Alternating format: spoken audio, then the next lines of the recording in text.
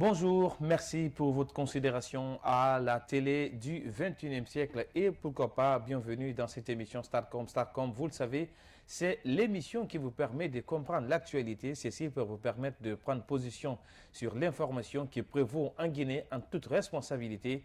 Et dans ce numéro, nous revenons sur cette affaire qui fait agiter le sommet de l'État sous fond de révélations et qui est loin de connaître son épilogue. C'est bien évidemment le plan national et économique de riposte contre le Covid-19 après des sérieuses réserves émises par la Banque mondiale qui révèle que la facture d'électricité estimée à 46 millions d'euros était surestimé, j'allais dire. Le plan de riposte économique contre le Covid-19 présenté par le gouvernement Kassori ne passe toujours pas dans l'opinion. Alors que le courant ne passe plus entre le Premier ministre Dr Kassori Fofana et Mamakani, ministre du plan. Le premier accuse la seconde d'indiscipline et de manque de loyauté. C'est au tour du ministre de l'Hydraulique et de l'Assainissement de se mêler à la danse.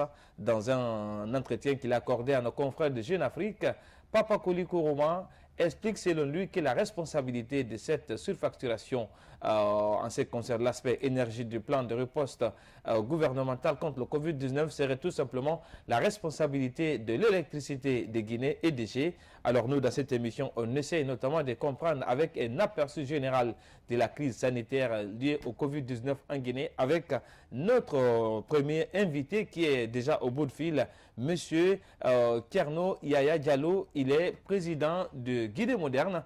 Monsieur Diallo, bonjour et bienvenue dans l'émission Startcom. Bonjour Monsieur Diallo. Allô, bonjour Monsieur Diallo, bienvenue dans Startcom. Bonjour Monsieur Barry.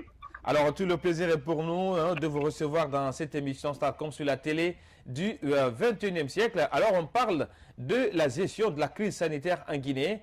Alors, cette première question, vous, en tant qu'homme politique averti et observateur de la chose publique avec beaucoup d'appréciation, alors, quelle analyse globale peut-on faire de la gestion de la crise sanitaire en Guinée du mars jusqu'au jour d'aujourd'hui? Merci beaucoup, monsieur Barry. Bonjour à vos spectateurs, téléspectateurs, et je suis désolé que je ne suis pas avec vous sur votre beau plateau aujourd'hui. On est en mode Covid-19. Alors, l'état des lieux et l'évolution de cette maladie est très préoccupante. Et nous avons atteint le cap des 1500 cas maintenant. Je dois dire que nous ne gagnerons pas cette guerre parce que nous sommes riches, mais c'est parce que nous sommes organisés et responsables. Donc, je veux d'abord saluer le bravoure de nos médecins traitants et des personnes engagées dans cette lutte. Alors, M. Barry, aujourd'hui, les Guinéens n'ont jamais été dans une telle posture de besoin d'aide et de soutien de leur État. Mais le paradoxe, c'est comment se fait-il qu'au moment où tout le monde se bat pour faire face à ce danger public qui est le Covid, nos autorités en profitent pour tromper et appauvrir de plus encore les citoyens. Et si vous analysez très bien, qui mieux que la Guinée devrait savoir comment faire face à cette pandémie, puisqu'il y a un peu moins de 4 ans que nous avions dit au revoir au virus Ebola, avec plus de 2500 décès. Et à sortir de cette crise, notre gouvernement avait promis de revoir ses priorités de sa politique en dotant notre ministère de la Santé avec des ressources suffisantes pour se construire des infrastructures de santé adéquates. Mais hélas, nous n'avons rien. Moins de 8% du budget national de la santé est alloué, et du budget national est alloué à la santé, qui est absolument insuffisant. Les recommandations de la Banque mondiale sont de 15%. Donc, la Guinée s'est arrangée rapidement dans cette crise à devenir le pays le plus, et qui a plus de contamination en Afrique de l'Ouest. C'est vraiment dangereux. Et ceci, c'est principalement à cause de notre mauvaise organisation, d'une absence de structures sanitaires qui sont adéquates et appropriées, une mauvaise prise en charge des patients et une mauvaise stratégie de suivi des contacts, parce que vous devez savoir qu'avec le Covid, pour chaque personne contaminée, il peut contaminer 10 personnes. Donc, il faut un suivi très, très, très rigoureux pour qu'on puisse rompre la chaîne de contamination. Mais ensuite, il ne faut pas occulter aussi comment nous sommes rentrés dans cette risque, le facteur exponentiel qui nous a causé cette contamination. Ça a été l'irresponsabilité de notre gouvernement en nous amenant dans un double scrutin électoral. Donc, il ne faut pas occulter cela. Il y a un manque de transparence aussi total dans cette gestion. Nous avons des guerres internes qui empêchent nos professionnels d'exercer leur travail très bien. Donc, vous avez aussi vu le rapport de la commission scientifique qui confirme ce que je viens juste de vous dire. Alors, nous n'avons pas encore atteint le pic de cette pandémie en Guinée. Vu les statistiques et les ampleurs des contaminations, nous avons fait des simulations un peu avec la tendance des autres pays qui ont été contaminés dans d'autres continents ainsi en Afrique. Il faut se dire qu'il faut attendre juin ou juillet pour espérer contenir cette maladie à 90% ou 95% et seulement vers octobre de cette année pour compter peut-être en finir ou bien la contenir à 97%. Donc c'est une situation qui est extrêmement préoccupante et le manque aussi de bonnes structures dans cette gestion. Moi je crois que nos médecins sont en train de faire un très bon travail, mais le rôle de gestion de crise n'est pas de médecins. Il faut avoir des gestionnaires de crise qui ont de l'expérience à gérer ce genre de crise, même s'ils sont médecins, mais qu'ils aient une habilité de gérer les crises pour pouvoir comprendre toute la chaîne qu'il faut adresser pour pouvoir amener à terme cette pandémie. Alors, M. Diallo, on revient sur un autre aspect qui retient l'attention et qui agite le sommet de l'État guinéen en ce qui concerne notamment ce plan de riposte économique du pays face au Covid-19.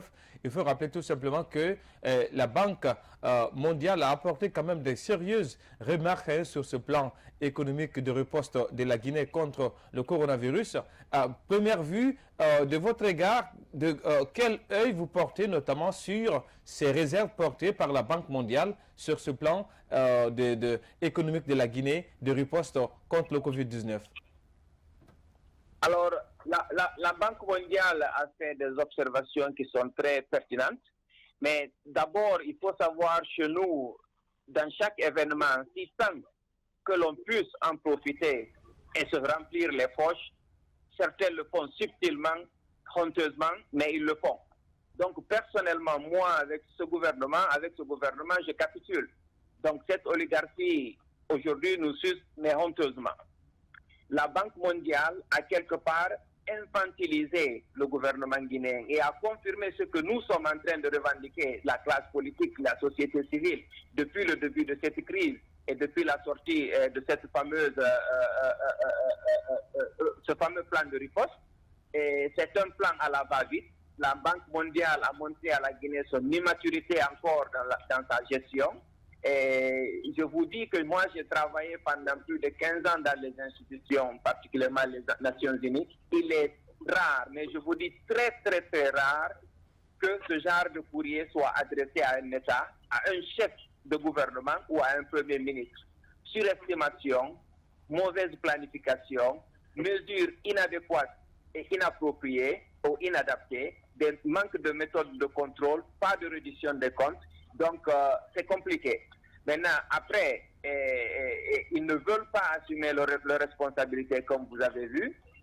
Ils se pointent le doigt sur l'espace public. Donc, personnellement, je ne sais pas par où nous allons nous donner la tête. Donc, entre des rétentions d'informations des autorités d'un côté et les fake news que nous savons, donc la transparence souffre ici. Et généralement, ce n'est pas nos habitudes. Donc, le gouvernement guinéen est habitué à monter des dossiers qui ne sont pas fondés sur des chiffres qui sont concrets.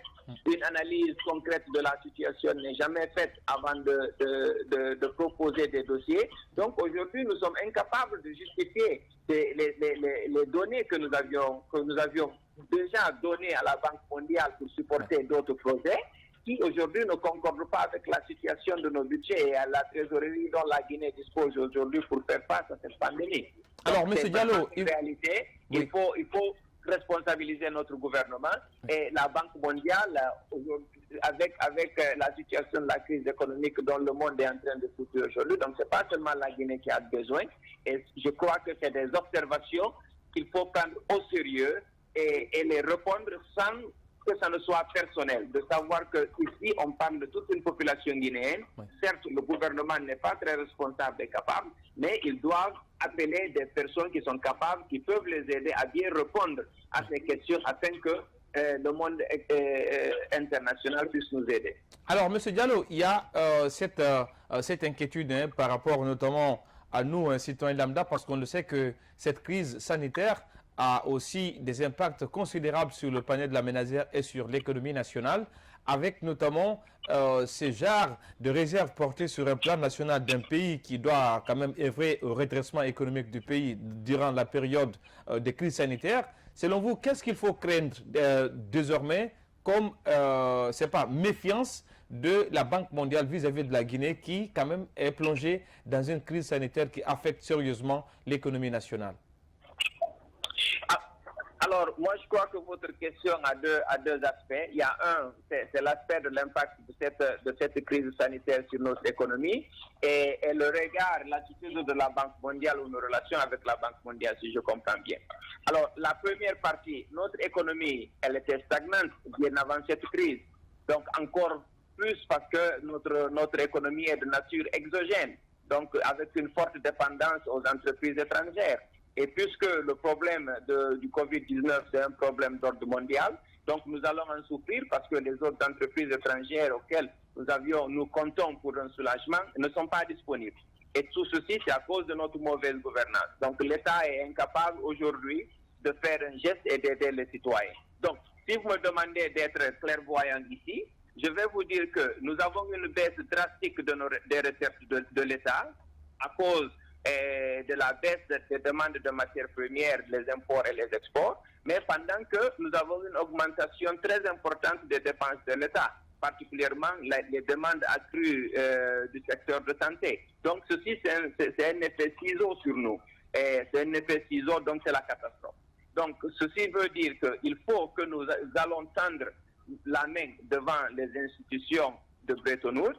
Et donc, et là, j'introduis la deuxième partie de votre question, puisqu'il faut aller vers ces institutions, il faut que nous positionnons une image de crédibilité devant ces institutions et que nous profitons de cette opportunité, pour corriger un peu notre économie, pour qu'on puisse investir de plus en Guinée, aux Guinéens, pour qu'on puisse transformer nos matières premières ici et créer une remontée de filières qui va nous permettre d'augmenter les opportunités de richesse chez nous, mais aussi avoir une meilleure attitude d'honnêteté et de transparence avec les institutions afin que nous puissions être mieux aidés. Si vous voyez le Sénégal, le Rwanda, le Mali, le Niger ont des enveloppes beaucoup plus importantes et intéressante pour se défendre contre cette pandémie pendant que la Guinée ne l'a pas, c'est parce que nous n'avons pas il n'y a pas une bonne transparence et notre gouvernance elle est douteuse.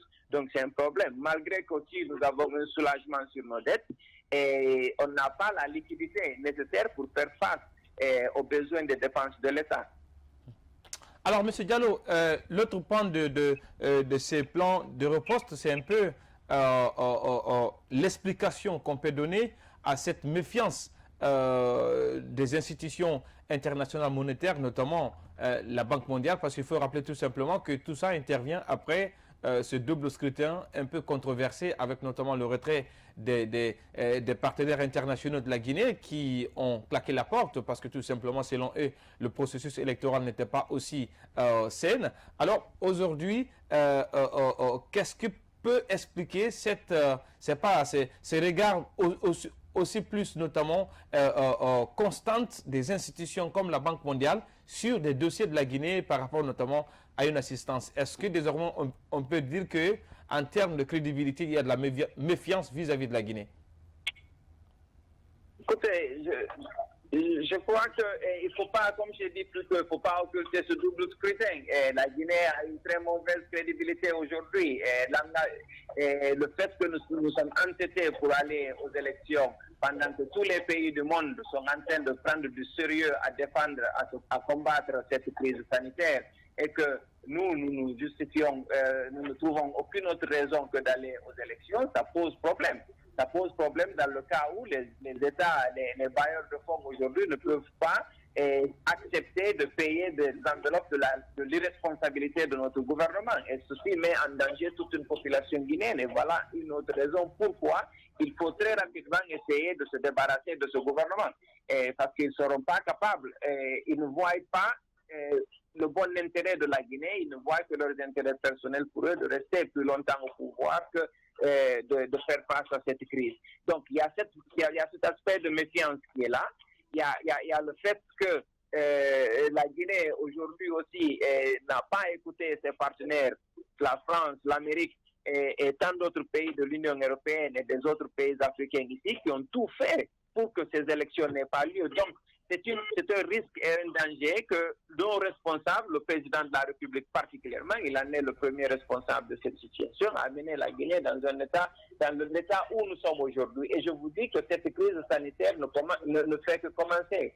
Les chiffres que nous avons et les statistiques que nous avons ne sont pas concrètes, ne sont pas correctes, elles sont toutes fausses. Donc vous vous rendrez compte qu'on a plus de contamination et plus de personnes dans l'air que nous avons aujourd'hui identifiées. Alors, parlant de ce plan de riposte national, et ça quand même, ça fait l'objet notamment d'une certaine cacophonie au sommet de l'État. Aujourd'hui, on a vu, après cette correspondance adressée par la ministre du Plan, Mamakani Diallo, cette sortie notamment de Kassori Fofana qui parle notamment d'insubordination, pourquoi pas de manque de loyauté. Alors, comment est-ce que vous voyez cette cacophonie au sommet de l'État guinéen? Écoutez, c'est décevant, c'est le pire, c'est le plus honteux dans toute cette situation. C'est inacceptable pour nous.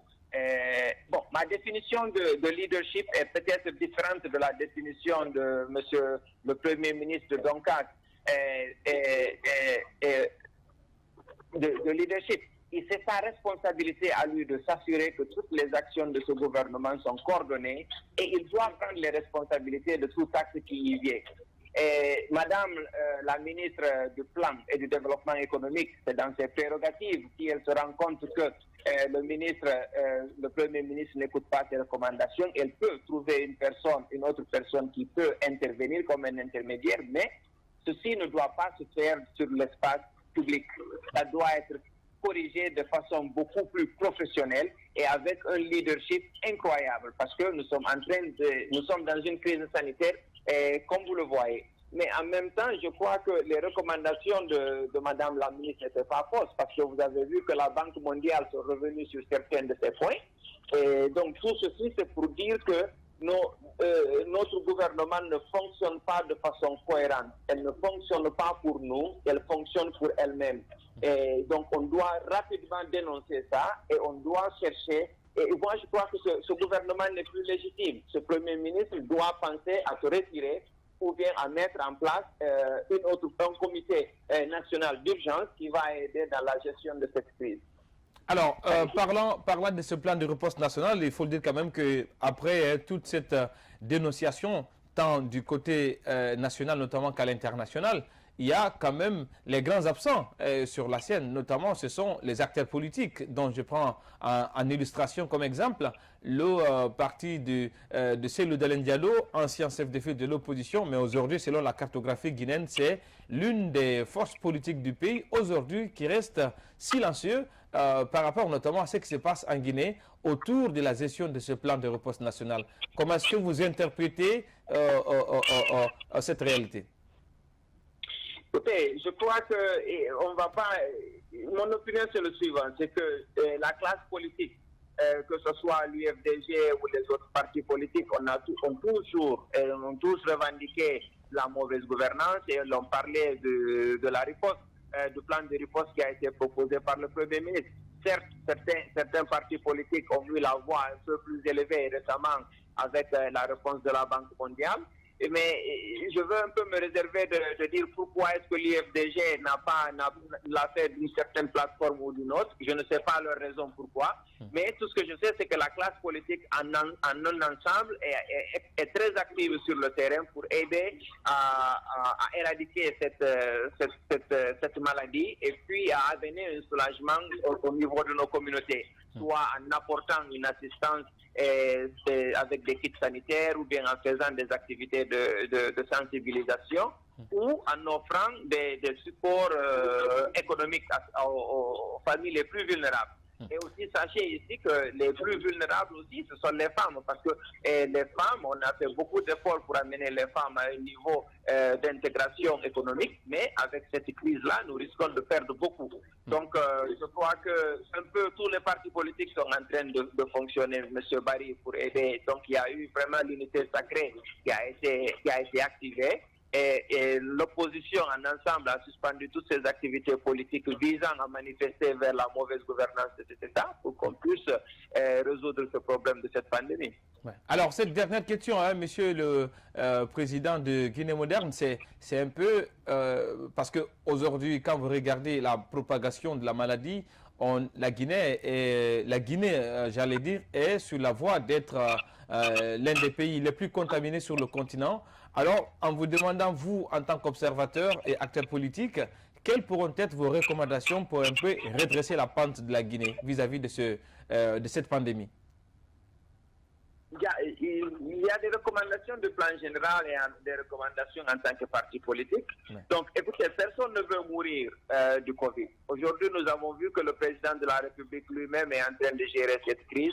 Je crois que ce n'est pas son rôle de gérer cette crise, c'est plutôt d'avoir un gestionnaire de crise qui a de l'expérience, qui va l'aider dans cette activité.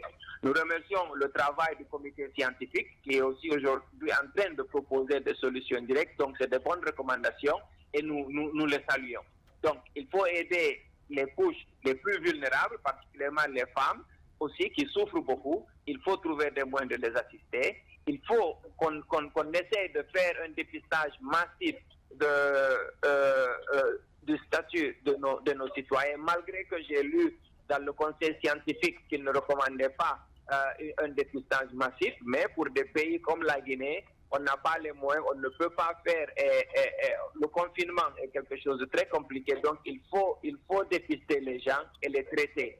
Donc nous recommandons que ceci soit fait, que le gouvernement réquisitionne les hôtels pour qu'ils puissent prendre en charge les malades. Nous avons vu aussi le programme d'éducation, télééducation. Je crois qu'il faut que le gouvernement doit éviter d'agrandir le fossé entre ceux qui ont et ceux qui n'ont pas. Parce que cette éducation à la télé ne peut pas offrir une éducation à tous les Guinéens, parce que le courant, l'électricité et les télés ne sont pas disponibles dans toutes les familles. Donc, vaut mieux mettre toutes nos ressources en avant pour vite finir avec cette crise et après reprendre peut-être l'école un peu plus tôt ou bien trouver une méthode d'évaluation des élèves pour qu'ils puissent passer en classe supérieure. Maintenant, voilà, c'est ça, c'est l'aspect général. Maintenant, en tant que parti politique, nous nous sommes engagés à offrir des kits sanitaires, à s'engager dans la sensibilisation, à offrir des masques. Nous sommes même allés un peu plus loin que ça, parce que moi, j'ai eu une expérience de développement socio-économique où j'ai travaillé dans beaucoup de pays asiatiques en offrant des outils techniques pour se développer. Nous avons proposé au gouvernement déjà à certaines couches d'utiliser des outils numériques pour mieux gérer cette crise. Nous avons, par exemple, le suivi des contacts qui est quelque chose de très difficile. On a vu des pays comme la France, le Singapour, l'Australie et l'Allemagne sont en train de chercher des outils pour le suivi des contacts. Nous l'avons développé, nous avons mis en place cet outil qui est le même que la France est en train de chercher aujourd'hui et les autres pays, mais on n'est pas capable d'amener le gouvernement à les utiliser. Pendant que si on a ces outils de ce genre, on peut mieux gérer les contacts et aussi briser cette chaîne de contamination.